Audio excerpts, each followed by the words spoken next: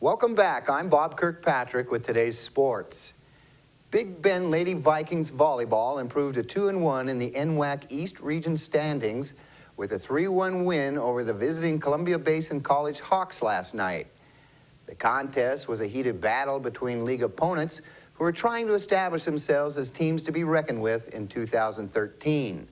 The match was competitive throughout, with the Hawks taking the first set 25-20. The second set was tighter than the first, with the Lady Vikings pulling out a 25-23 win to even the match 1-1. Big Bend took a 2-1 lead with a 7-point win, 25-18 in the third set.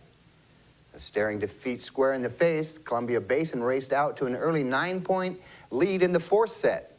But the Lady Vikings, determined not to allow the Hawks to force a fifth set, came storming back to tie it 22-all. Coming out of a timeout with momentum having swung to their side, the home team hung 3 points on the board to Columbia Basin's 1 to take the set and the game 3-1.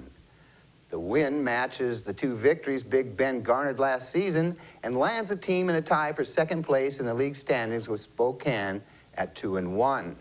The Lady Vikings are back in action Friday when the team heads to Walla Walla for a match with the 3-0 Warriors. The Wenatchee Wild's Parker Tomei and Chase Perry's stock is rising as the two have been named as players to keep an eye on for the upcoming draft by the National Hockey League's Central Scouting Service.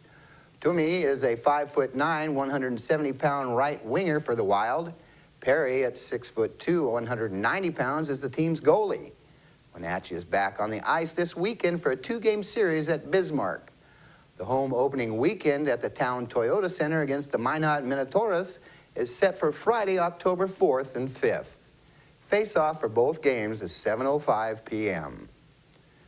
Hisashi Iwakuma pitched 8 scoreless innings, and Mike Zunino homered twice to lead the Seattle Mariners to a 6-0 win against Kansas City, ending the Royals' playoffs hopes last night.